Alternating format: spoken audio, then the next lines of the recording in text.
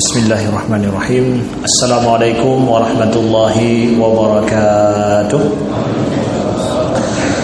Alhamdulillahirabbil alamin. Hamdan katsiran tayyiban mubarakan fih. Asyhadu an la ilaha illallah wahdahu la syarika lah wa asyhadu anna Muhammadan abduhu wa rasuluh.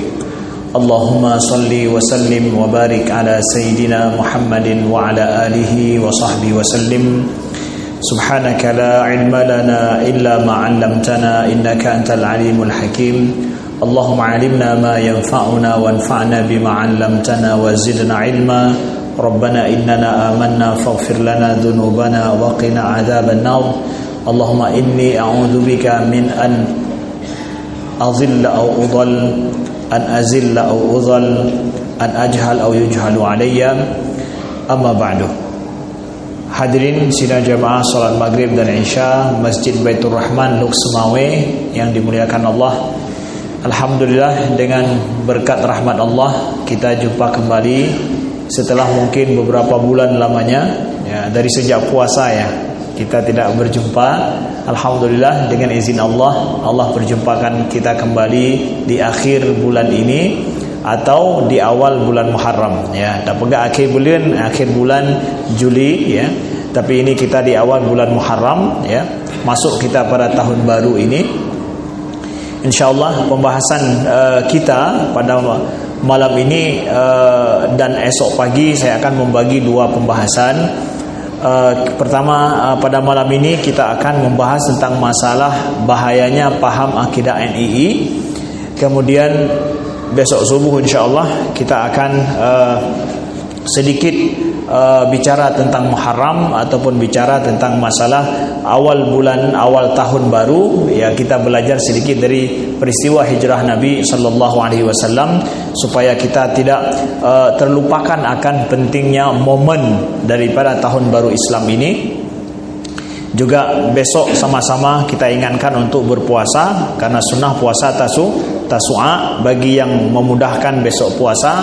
Kalau tidak sempat puasa besok atau masalah atau ada hal yang menghalanginya, maka mudah-mudahan bisa puasa Asyura, yaitu pada hari Jumat insyaallah taala. Nah, ini sama-sama kita ingatkan dari sekarang. Nah, dan saat ini sama-sama kita niatkan i'tikaf, kemudian kita niatkan menunggu salat Isya, dan juga kita meniatkan untuk melaksanakan menuntut ilmu insyaallah. Dengan berbagai macam niat kita ini insyaallah pahala kita dilipat gandakan sesuai dengan banyaknya niat kebaikan yang kita niatkan. Abu-abu, tengku-tengku, tokoh masyarakat dan juga pengurus Masjid Baitur Rahman yang Allah muliakan, saya mengangkat topik membahas tentang masalah NII sebagaimana di Banda Aceh juga sudah pernah saya bahas beberapa pertemuan. Masalah negara Islam Indonesia yang viral saat ini dibicarakan berhubungan dengan Az-Zaitun. Masalah NII ini kami sendiri sudah mengetahui bagaimana akidah orang NII ini adalah sejak kami masih sekolah di Kairo dulu ya. Kenapa? Singkat ceritanya adalah ada anak kita dari Aceh yang sekolah di Az-Zaitun, kemudian melanjutkan sekolah ke Mesir ya. Di sana dia menceritakan tentang masalah NII dan dia berikan kepada saya modul daripada orang NII yang ini modul rahasia yang tidak boleh dimiliki kecuali oleh kalangan mereka sendiri. Nah, modul ini kami dapatkan ya dari dia yang dia sudah keluar dari NII dan mengetahui sesat NII itu. Lalu kemudian diberikan kepada kami menelaah dan melihat bagaimana ajaran NII ini bicara pertama sekali masalah akidah. Dari akidah itu kemudian merambat kepada masalah fikih yang di sana diselewengkan, sebagaimana akidah itu dipelintir dan juga disalah maknakan sehingga tersesat adanya. Nah, saya kita nggak bicara tentang masalah itu bentukan daripada negara atau yang lain, itu terserah, asal muasal NII ini ada terserah. Tetapi akidah ini diajarkan kepada anak-anak dan mahasiswa dan juga kepada khalayak umum, itu terjadi sampai hari ini ya. ketika beberapa pertemuan kami sampaikan di media sosial tentang masa NII ini, banyak yang mengirimkan message kepada kami yang menceritakan bahwa di Bandung sangat pesat dan banyak mahasiswa Bandung yang mereka terpapar dengan akidah NII tanpa mereka sadar.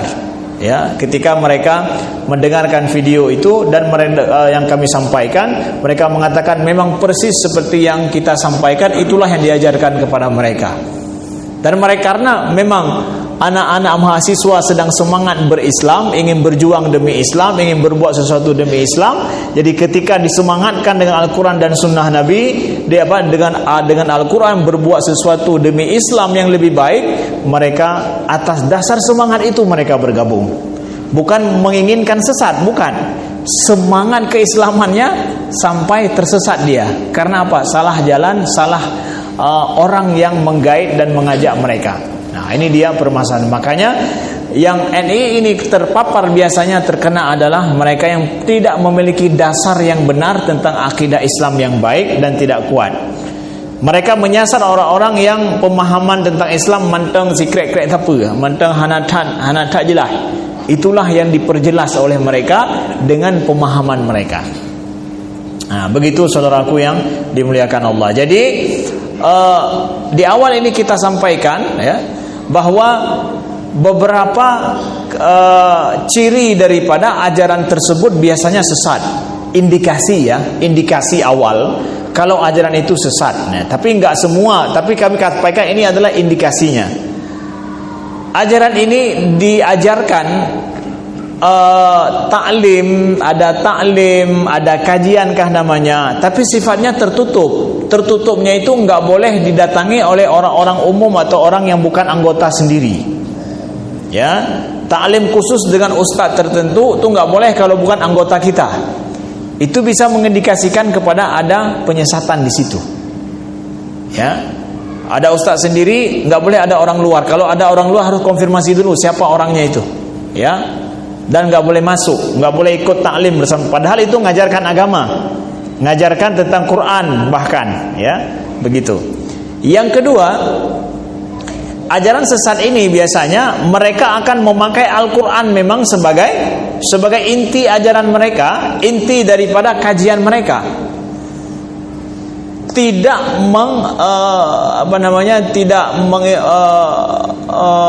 menjauhkan dari Al-Quran, enggak. Mereka menjadikan Al-Quran sebagai bahan inti kajian mereka. Tetapi nanti kebanyakannya mereka kemudian ingkar sunnah, tidak mau mengakui adanya sunnah. NII ini kita dapatkan kalau kita baca modulnya, pendidikan yang diajarkan kepada target mereka itu semuanya Al-Quran, semuanya ayat-ayat Al-Quran yang dipotong-potong, yang dikumpulkan untuk sebuah narasi pemikiran yang seakan-akan jilahidhak tentang. Padahal Al-Quran dicok tepat-tepat, dikeluarkan dari konteksnya. Jadi menurut sekilas kita lihat, oh betul juga ya, nggak ada salahnya semua pakai ayat. Tapi pada ayat ipuduk pedang buat tempat yang hanam doi.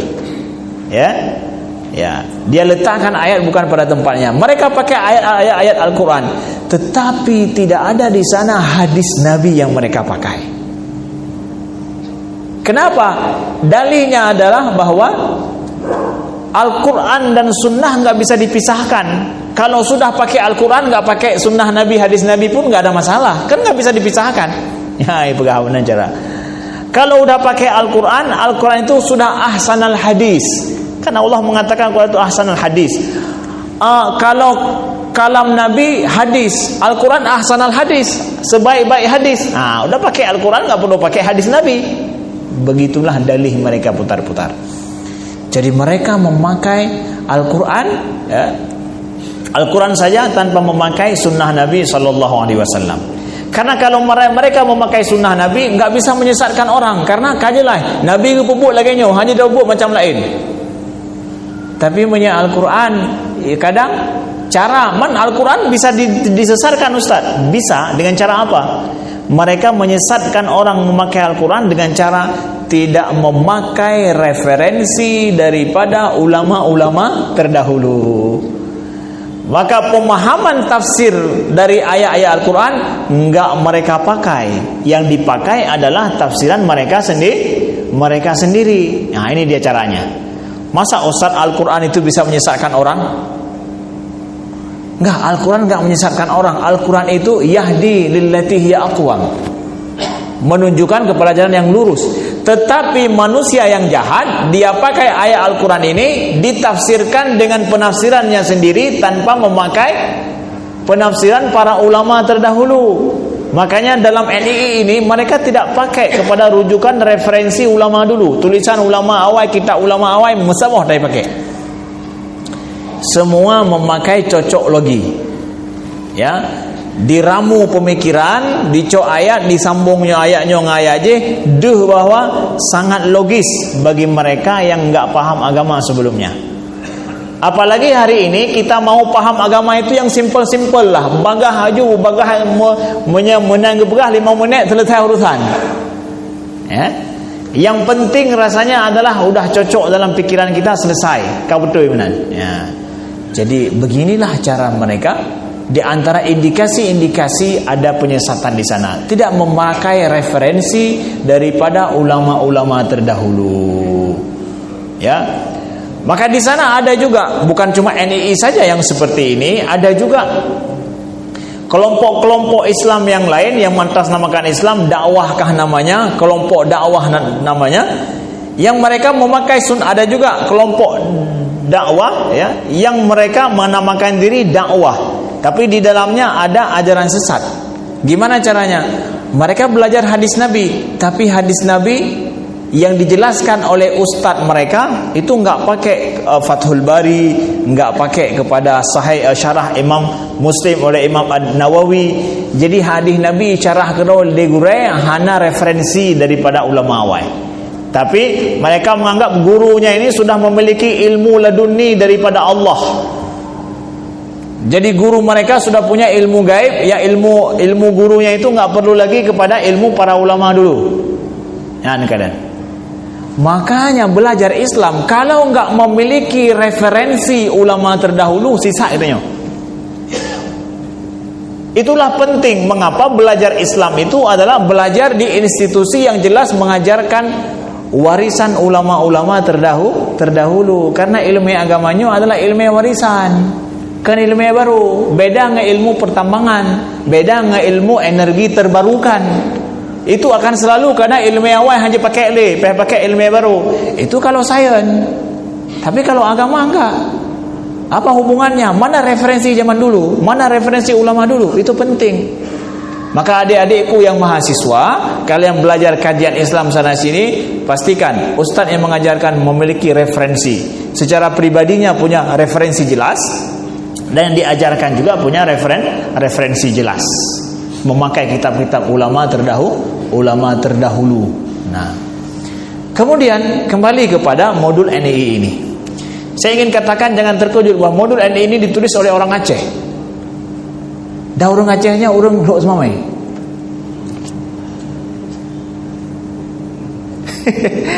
Orang Acehnya menurut yang memberikan ini kepada saya, ini Ustaz ditulis oleh orang Aceh. Dah orang Acehnya orang Lok Semamai. Gebuh nandro ke Amrubiddin tahun 2006 tulis ya. Awak NII nya Amrubiddin, tapi Amrubiddin nya kenan asli. Itu nama di kalangan orang NII itu sendiri. Nah, kenan. Mudah-mudahan Hana ino di Lok Semamai atanyan. Mudah-mudahan Hana. Ya, mungkin 2006 jemena ino ke Hanali mudah-mudahan. Ya. Nah, baik. Apa yang menjadi inti orang akidah orang NII? Terserah, kita enggak bicara masalah sejarah. Kita langsung to the point bicara masalah akidah mereka, inti akidah mereka, ajaran mereka yang dari situ mereka menyesatkan orang. Pertama adalah kita lihat dalam masalah rukun Islam dulu, ya.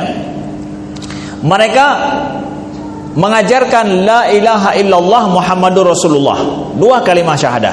Jadi orang yang masuk NII itu diajarkan 2 kalimah syahadah. Ucapkan 2 kalimah syahadah yang betul supaya kitanya iman kitanya mantap. Nah, semua kita pasti begitu.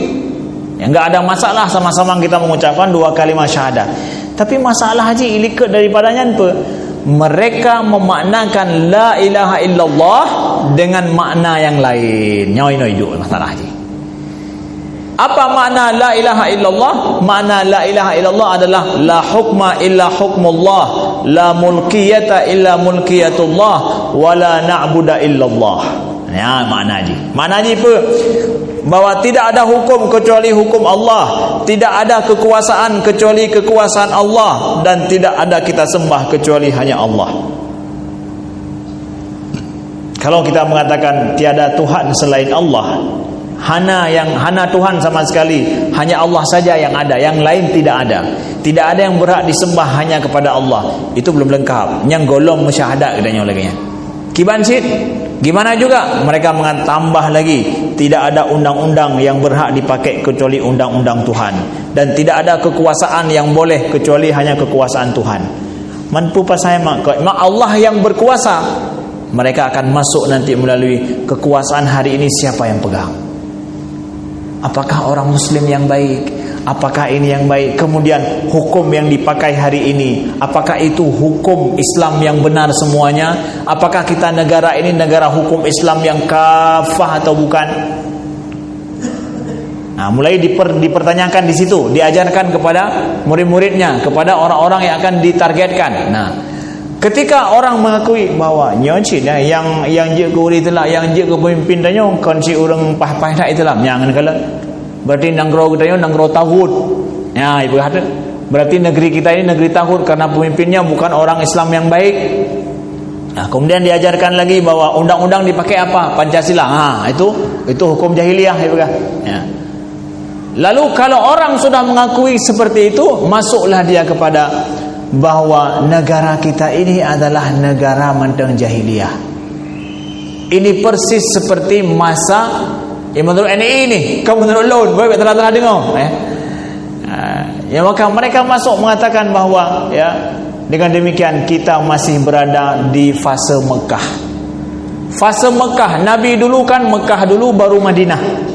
Maka Mekah ini dianggap adalah fase di dalamnya orang musyrikin, hukum jahiliyah yang dipakai. Maka orang yang mengakui hukum jahiliyah, maka mereka orang musyrikin. Lalu yang muslim yang mana? Yang muslim kita lah ini. Ya, tiro dua roh. Maka perlu kita mengajak orang lain untuk menjadi muslim yang baik. Muncullah istilah takfir, mengkafirkan orang muslim yang ada hari ini. Orang NII menganggap yang bukan dari mereka itu dianggap semua orang kafir.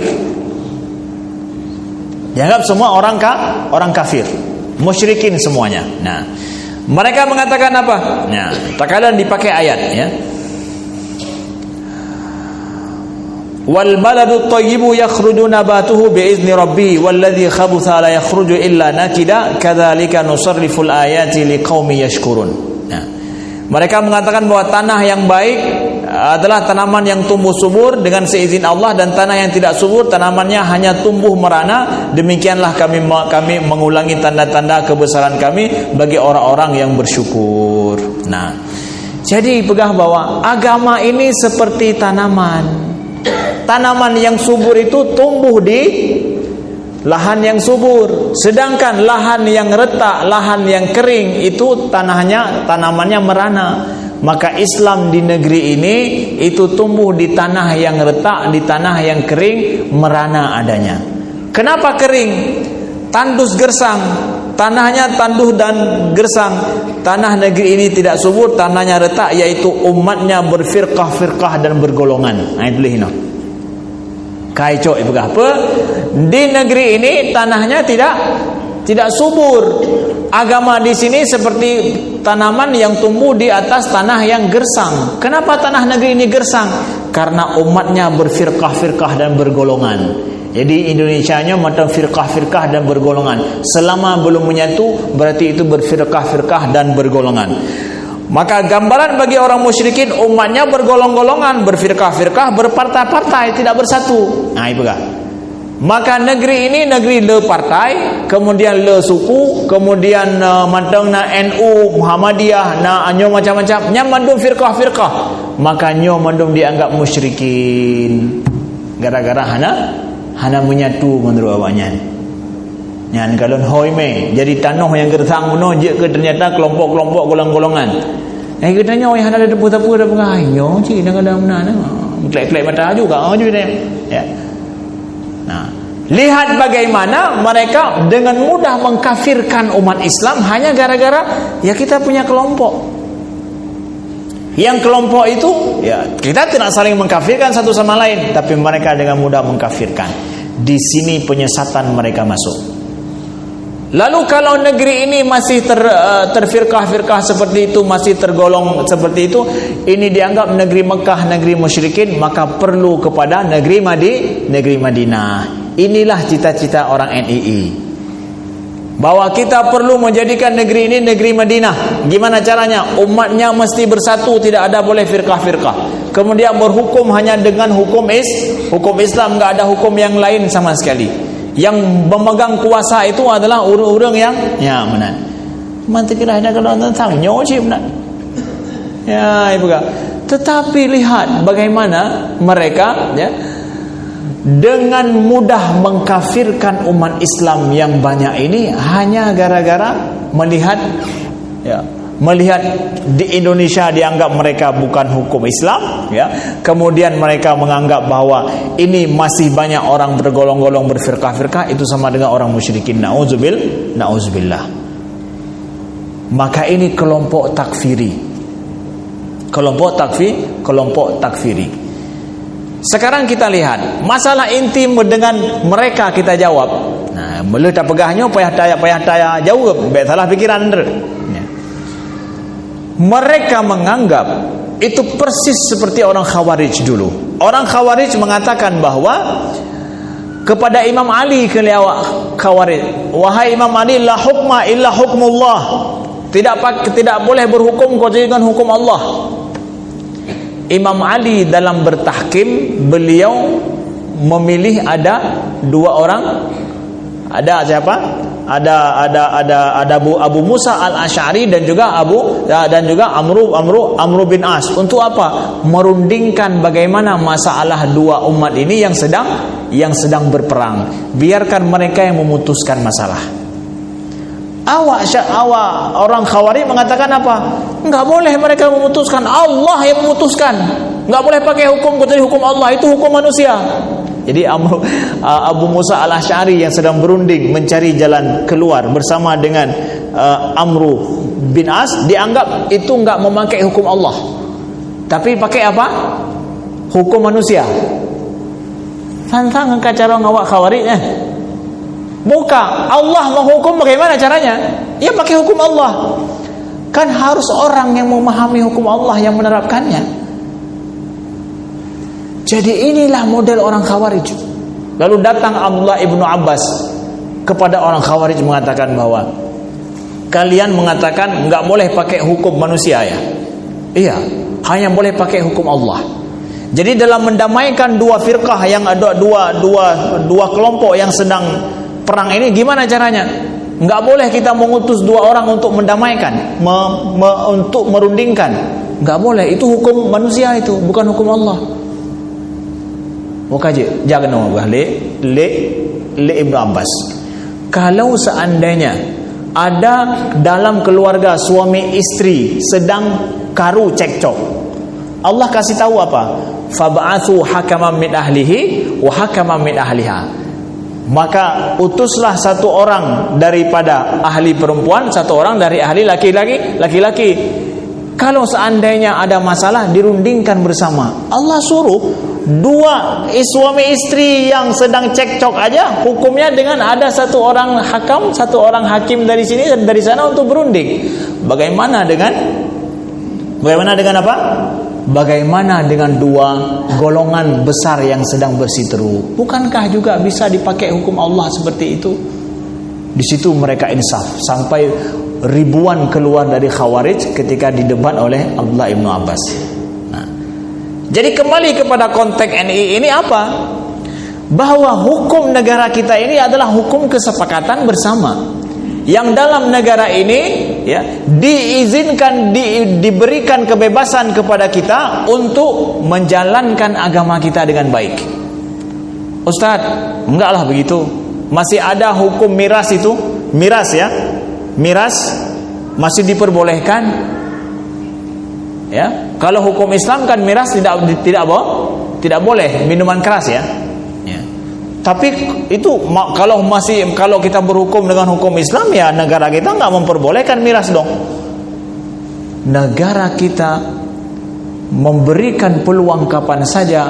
Ada undang-undang yang kalau DPR setuju, miras itu bisa diharamkan, bisa tidak diperbolehkan seluruh Indonesia. Kalau di Aceh sudah selesai, jelas di Aceh ini sudah dulu. Apakah di tempat lain diperbolehkan? Saat ini masih diperbolehkan. Kenapa? Sebahagian tempat menurut mereka itu adalah hak mereka, budaya mereka. Mereka orang Kristen, bukan orang Muslim. Menurut mereka boleh-boleh saja, sah-sah saja. Kemudian hari ini DPR kita ya masih menggodok, masih dipelopori oleh P3 mengajukan tentang ke badan legislasi untuk keharaman minuman beralkohol atau minol namanya. Sedang diajukan ini rancangan hukum untuk itu. Sekarang pertanyaannya, rancangan hukum yang diterima oleh Balik ini disetujui nggak oleh DPR? Kalau disetujui, maka akan mandum minuman beralkohol di Indonesia jadi tidak legal diproduksi lagi.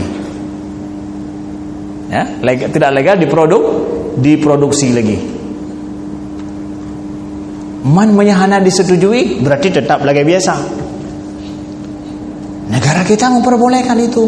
Tinggal yang nepeik bak DPR pun wajib alkohol atau kan? Nya masalahnya. Jadi negara kita berproses. Ya, berproses. Yang memperbolehkan untuk itu silakan, secara demokrasi berproses. Kalau banyak yang minum alkohol kita naikkan ke sana, ya mana mau mereka. Tapi kalau kita naikkan yang mampu bicara lillahi ta'ala di DPR RI, yang gedongkong bawah tidak boleh ada. Minol itu harus dirancang undang-undangnya, tidak boleh ada. Mandum sepakat 50% lebih sepakat, udah selesai. Bisa memperbolehkan. Ya, jadi di dalam menerapkan hukum Islam ada pentahapan juga. Negara kita memperbolehkan hal itu sesuai selama itu demokrasi secara jalur yang sama. Jadi tidak boleh langsung mengatakan ini negara jahiliyah. Banyak hukum Islam di sana yang dengan mudah kita praktekkan, saudaraku. Nah, begitu ya. Baik, kemudian kita lihat ini berimbas kepada rukun Islam yang lain. Apa itu rukun Islam yang lain? Yaitu tentang masalah solat. Mereka mengatakan bahwa ya, solat itu apakah wajib saat ini? Nah, kita baca sendiri, kita lihat bagaimana mereka memaknakan tentang masalah rukun Islam, tentang masalah solat. Ya. Mereka mengatakan bahwa solat artinya adalah menegakkan agama. Tegak agama dengan solat. Sekarang solat bagaimana? Karena Allah mengatakan aqimus solah sama dengan aqimuddin. Nah, jadi mereka mengatakan solat itu artinya adalah menegakkan agama. Jadi agama hana tegak apa? Orang yang berjuang menegakkan agama itu adalah orang yang sedang solat. Jadi intinya dari solat adalah untuk menghapus. Kemudian solat itu, inti solat itu adalah tanha anil fahsya'i wal munkar. Ya, ibu kan kalian. Inti solat mencegah perbuatan keji dan mungkar. Maka orang yang mencegah perbuatan keji dan mungkar dia sedang solat. Ya, kalian. Inna solat tanha anil fahsya'i wal munkar. Ya, inti solat ibu kan. Ya. Jadi keji yang harus dihapus dan mungkar yang harus diberantas terutama pada diri keluarga masing-masing. Ya. Jadi kekejian, kemungkaran yang harus diberantas adalah di keluarga masing-masing. Ya. Orang yang bekerja untuk memberantas kemungkaran di keluarganya, di masyarakatnya sama dengan sedang sholat. Ya. Adapun kemungkaran yang paling besar terhadap Allah yang dilakukan secara berjamaah yaitu menerapkan sistem khalifah yang melaksanakan hukum Islam secara kafah. Nah, jadi solat yang paling besar yang harus dilakukan adalah secara berjamaah. Kan solat berjamaah yang diutamakan. Ditafsirkan lewatnya berapa? Solat berjamaah itu artinya adalah melaksanakan kerjasama berjamaah untuk membangun khalifah. Itulah solat berjamaah. Sedangkan lagi-laginya menyeka amar ma'ruf nahi mungkar, berjuang demi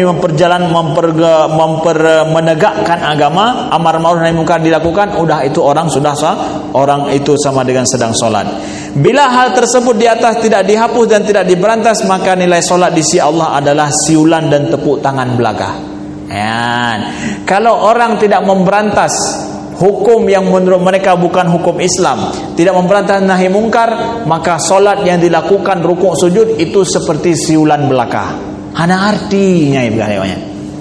Ya, maka icok ayat wa ma kana salatum indal baiti illa muka'a wa tasdiyah. Sembahyang mereka di sekitar Baitullah itu tak lain adalah hanya siulan dan tepuk tangan belaka. Icok ayat hana empat tempat pedua kena ya betul pun yang dipegang. Nah, begitulah ajaran sesat bekerja. Ipegat. Jadi mereka, Allah memfirmankan ayat ini dalam surah Al-Anfal, menyebutkan orang musyrikin yang mereka solat di Ka'bah itu dengan siulan dan tepuk tangan. Itu memang ajaran orang musyrikin dulu. Jadi ico ayat orang musyrikin zaman, ia puduk baru ditelang tangannya. Ipegah bahwa mereka katakan bahwa ini dia orang yang enggak mencegah amar ma'ruf nahi mungkar, solat mereka itu sama dengan tepuk tangan dan siulan. Tidak ada artinya itu. Makanya mereka enggak mewajibkan solat. Hana apa semayang tak nyo mantang nahi mungkar mantang ledat. Nyo nanggro tanyo nanggro kiban. Nyo hukum dipakai hukum pe nahi mungkar dum. Lamun dulu dipegat apa? Lihat bagaimana narkoba di negeri kita. Lihat bagaimana kasus pencurian, perampokan di negeri kita. Itu kemungkaran semuanya. Selama mantang mungkar, solat menurut awalnya adalah itulah mengerjakan amar ma'ruf nahi mungkar itu saja. Solat yang seperti ini belum lagi, karena masih Mekah. Wateu Madinah hantu baru je semayang. Karena solat baru di Madinah. Inilah penyesatan mereka. Makanya kesaksian dari mereka yang masuk NII ini, ketika masuk NII mereka tidak wajib solat lagi seperti ini. Jadi solat itu justru diganti dengan apa? Mendirikan agama. Gimana cara mendirikan agama? Dengan karena solat selalu berhubungan dengan zakat, ibegah li awaknya. Setiap solat pasti diiringi dengan zakat. Nah, ini dia yang penting. Pendanaan. Ya, tak kalan kibai pegah masalah jaka ini. Jangan kalan, ini penyesatan mereka lakukan. Setiap barang ada zakatnya. Zakat badan adalah puasa, puasa itu dengan sabar. Nah, ya. Mereka mengatakan bahwa infak, zakat, sedekah, kurban itu semua masalah dana. Ya, ipegah. Zakat, infak, sedekah, kurban, nyanya mandum ibadah-ibadah ini semua adalah masalah dana. Nah, karena persoalan zakat sama dengan dana disuruh ambil, maka harus pasti ada petugas yang mengambil dana, dimaksudkan dan diperlukan terutama sebelum futuh, sebelum Islam berkuasa.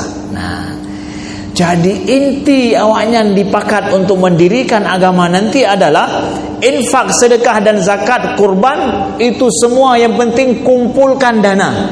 Kalau dana bisa dikumpulkan, maka seorang telah melakukan kurban, telah sedekah, telah zakat, telah semua yang kita miliki harus punya zakat.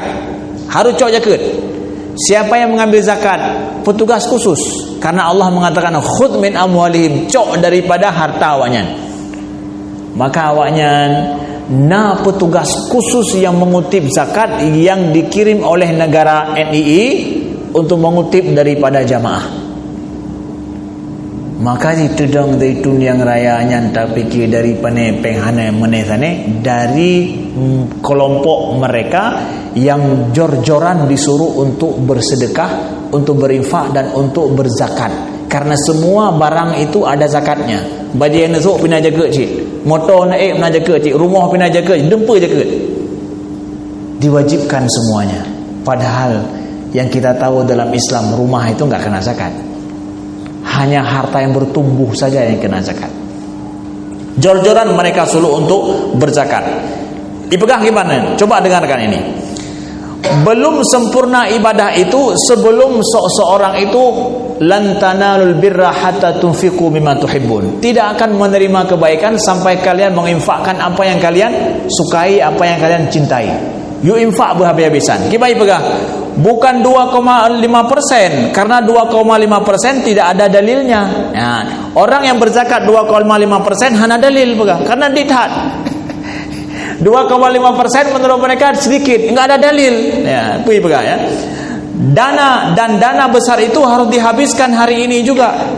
Kemudian yang 97,5% lagi mau dibawa kemana? Jadi kalau seseorang menzakatkan 2,5% daripada hartanya, terus yang 97,5 itu mau dibawa kemana? Nah, itunya. Jadi bukan 22,5% yang harus dizakati. Ya. Apakah untuk foya-foya? Sementara Islam sangat membutuhkan, padahal dalam pengakuannya bahwa hidup mati semuanya karena Allah. Cara ikut peng daripada jamaahnya. Jadi nggak mau terima 2,5%. Kalau bisa 97,5%. Dalilnya apa? Kan hidup mati demi Allah. Ya, makanya jor-joran. Jadi begitulah mereka pelintir itu semua. Pertanyaan memang kibancit para jamaah itim petih kata yang laginya. Mereka semangatkan dengan Al-Quran. Mereka bawa ayat Al-Quran bahwa hidup mati kita karena Allah. Kalau kita sudah berada di dalam negara Islam yang benar, maka kita berada di Madinah. Di Madinah itu ibadah kita semua akan diterima oleh Allah, syurga akan menanti. Begitulah terus mereka menyesatkan para jamaah mereka. Na'udzubillah. Nah, maka sekarang kita bicara masalah dana. Islam telah menyuruh kita memang untuk zakat, tapi zakat hanya sebagian kecil daripada itu. Kebutuhan dakwah kita ada infak, sedekah yang enggak disebutkan di sini. Dua ya leh hana depa leh atau hana diajarkan. Masalah apa? Ada wakaf. Wakaf enggak mereka sebutkan. Kenapa? Karena wakaf enggak boleh habis. Kalau ini boleh habis, dipakai keroi. Li pembesar mereka pakai. Sedangkan wakaf enggak boleh dipakai, enggak boleh dihabiskan. Tapi infak, sedekah, zakat itu boleh habis. Datanya honme, hana payadanya honme, ci abeh keroi je. Tapi wakaf enggak mereka sebutkan. Kenapa? Wakaf itu hukumnya tidak boleh habis, harus bertahan entitasnya. Makanya sekarang ada namanya wakaf tunai. Wakaf tunai itu apa? Wakaf yang orang wakafkan uang tersebut dipakai kemaslahatan umat dan dia tidak boleh habis. Hanya dipakai apa? Keuntungannya saja. Wakaf tunai. Nah, saya dengar di masjid kita sekarang sudah dibuka wakaf tunai. Ya, wakaf tunai. Ini juga salah satu media pembelajaran bagi kita, saya pikir. Jadi di masjid kita yang sudah membuka supermarket, tempat kita belajar wakaf tunai, ini juga satu gebrakan bagus yang kami rasakan, yang luar biasa dari pengurus masjid menerima sekarang wakaf tunai daripada para jamaah yang ingin mewakafkan uangnya, apakah 100.000 mungkin atau ada paket 1 juta dan yang lain. Itu semua adalah dikelola, modal itu nggak boleh habis, nggak boleh hilang. Labanya itu akan dipakai untuk kemaslahatan umat, untuk dakwah, terutama untuk kegiatan di masjid dan yang lainnya. Ini media pembelajaran bagus. Dan kami sendiri dari Mesir sendiri mendapatkan beasiswa daripada Badan Wakaf Tunai, namanya Syauki Fanggari. Itu beliau miliarder Mesir. Beliau wakafkan uang beliau, yang uang itu dipakai untuk bisnis yang halal, yang labanya itu diberikan beasiswa untuk kami. Nah, itu diperbolehkan dan ini menjadi tren yang luar biasa untuk saat ini. Maka wakaf artinya apa? Wakaf artinya menghentikan kepemilikan. Jadi kalau kita punya uang hari ini 1 juta, kita wakafkan uang itu, artinya apa? Uang itu pemilik terakhirnya adalah kita. Hana pemilik yang lain. Tanah yang kita wakafkan itu adalah pemilik terakhirnya adalah kita. Setelah itu langsung sampai hari kiamat kita yang memilikinya. itu artinya menghentikan, to stop, menghentikan kepemilikan. Maka harta yang diwakafkan adalah harta yang dihentikan kepemilikannya, nggak boleh berpindah kepemilikan sampai hari kiamat. Itu hanya atas nama kita saja. Itu artinya wakaf. Makanya wakaf punya kagak wakaf oleh sira orang itu nggak bisa berpindah tangan sampai hari kiamat. Nyong berahnya tanahnya wakaf lon sampai orang kiamat atau apa pulanya hanya berpindah ke anak hanya ke cucu hanya nggak boleh berpindah tangan lagi. Itu hebatnya wakaf.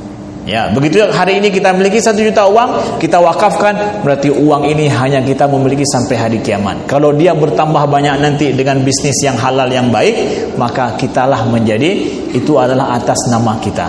Nah, maka kami apresiasi pengurus masjid kita yang membuka wakaf tunai yang luar biasa ini untuk mulai pertama dengan mungkin kios kecil supermarket kecil ini dikelola dengan amanah. InsyaAllah nanti pemakaian sedikit demi sedikit untuk keuntungan dakwah di masjid dan dakwah dan juga keuntungan kemaslahatan umat. Nah, kami ajak silakan para jamaah untuk belajar untuk mewakafkan ini. Mudah-mudahan getanya baik talu dengan orang NII, ya. Orang NII ijuk peng jor-joran laginya sehingga pegat tempat dakwah nang gerawanya yang luar biasa lagi yang rupa, maka kita lebih mampu karena kita berada di jalan lurus, jalan yang benar insyaallah taala. Mudah-mudahan Allah selamatkan kita, anak-anak kita daripada penyesatan yang tidak benar. Belajarlah agama dari orang-orang yang memang terpercaya, punya referensi agama yang baik dan juga memiliki referensi keilmuan yang benar, dan kita terselamatkan dari penyesatan yang tidak kita harapkan dan tidak kita inginkan. Sekian, terima kasih. InsyaAllah kita sambung besok subuh. Subhanakallahumma wa bihamdika asyhadu an la ilaha illa anta astaghfiruka wa atubu ilaika. Wassalamualaikum warahmatullahi wabarakatuh.